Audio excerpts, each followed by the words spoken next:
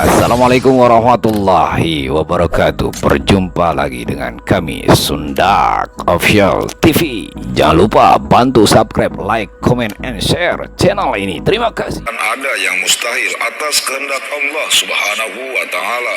Bukan beliau yang tunduk kepada waktu, namun waktu yang tunduk kepadanya.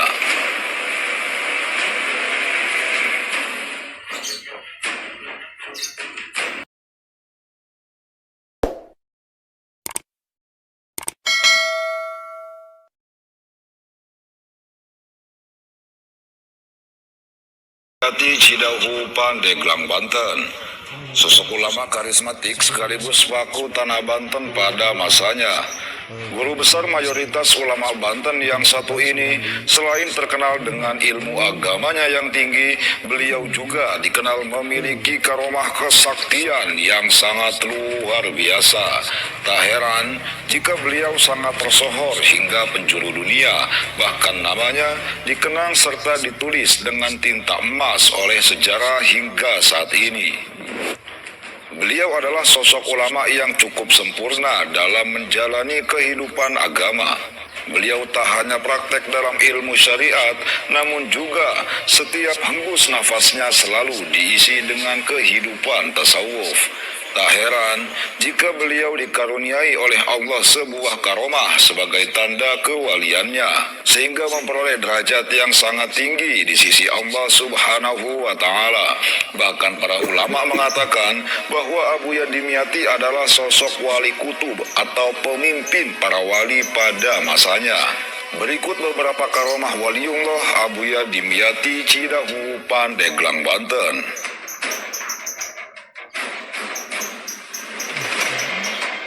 Menghentikan dan menundukkan waktu. Dikisahkan oleh seorang kiai muda tentang kunjungannya ke pesantren Abuya Dimyati pada tahun 2000-an. Pada saat itu, sang kiai berkesempatan ikut sholat berjamaah subuh bersama Abuya Dimyati. Sebelum takbiratul ihram, tanpa disengaja matanya melirik ke arah jam dinding.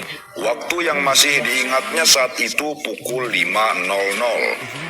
Ia pun lantas memulai sholatnya dan menyusul takbir Abuya Dimyati. Sholat subuh berjamaah pun berlangsung. Suara merdu yang dilantunkan Abuya Dimyati membuat para jamaah semakin khusyuk dalam sholatnya. Jika biasanya tiap sholat subuh setelah Fatihah, sang Abuya membaca surat At-Takasur di rokaat pertama dan surat An-Nasr di rokaat kedua. Namun kali ini Abuya membaca surat Yasin pada rokaat pertama dan surat Al-Mulk pada rokaat kedua. Tentu akan memakan waktu yang cukup lama. Terlebih Abuya membacanya dengan tartil. Jika diperkirakan sholat subuh akan selesai dengan memakan waktu 30 sampai 40 menit. Mengingat surat yang dibaca Abuya adalah surat yang terbilang cukup panjang, belum lagi ditambah doa kunut serta bacaan dan gerakan yang lain. Namun kekhusyuan sholat bersama Abuya membuat para jamaah terlupa akan hal ini. Singkat kata, sholat subuh pun selesai.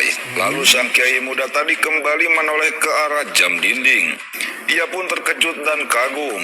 Ternyata saat itu masih pukul 5:04. Luar biasa, sholat subuh yang seharusnya memakan waktu 30 sampai 40 menit, namun selesai hanya dengan 4 menit saja. Itulah seorang waliullah. Untuk seorang arif billah, tak akan ada yang mustahil atas kehendak Allah Subhanahu wa Ta'ala. Bukan beliau yang tunduk kepada waktu, namun waktu yang tunduk kepadanya.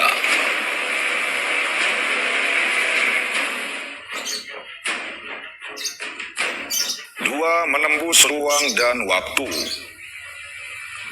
Dihikayatkan, suatu hari seorang kiai dari Jawa pergi ke makam Syekh Abdul Qadir Al-Jailani. Kiai tersebut merasa sangat bangga karena kehendak Allah yang menuntunnya sehingga berkesempatan ziarah ke makam Syekh Abdul Qadir Al-Jailani. Sebab jarang kiai dari Indonesia yang berkesempatan berkunjung ke makam rajanya para wali ini. Setibanya di makam Syekh Abdul Qadir, ada seorang penjaga makam yang bertanya padanya, "Dari mana kamu?" Sang kiai menjawab, "Saya dari Indonesia." Mendengar jawaban itu, penjaga makam pun berkata, "Oh, setiap malam Jumat ada seorang ulama asal Indonesia yang rutin ziarah ke sini. Setiap orang itu datang, semua penziarah lain diam untuk menghormatinya. Ketika orang itu mulai membaca Al-Quran, barulah penziarah lain melanjutkan bacaan mereka masing-masing."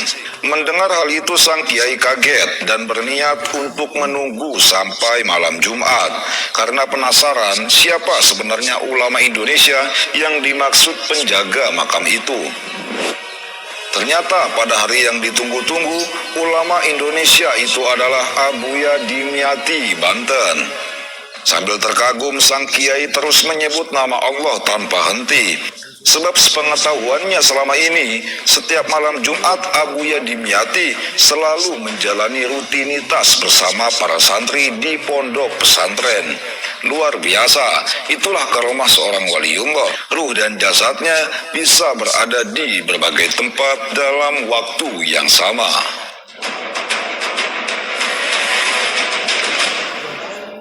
Tiga peristiwa aneh menimpa rezim Orde Baru. Menjelang pemilu 1977, Abuya Dimyati menyampaikan kepada masyarakat bahwa Golkar bukanlah pemerintah. Golkar sama halnya dengan partai lain yang sama-sama peserta pemilu 1977. Hal ini beliau tuturkan hanya untuk menjernihkan suasana bahwa masyarakat berhak menentukan pilihannya masing-masing. Sebab masyarakat kala itu berpikiran bahwa Golkar adalah pemerintah. Semuanya bermula dari kedilemaan masyarakat dalam menentukan pilihan. Masyarakat yang telah memandang kearifan dan keulamaan Abuya Dimyati memang selalu mengadu dan bertanya kepada beliau di saat merasa bimbang terhadap suatu situasi. Dengan jawaban Abuya, berarti masyarakat bebas memilih dalam pemilu tanpa ada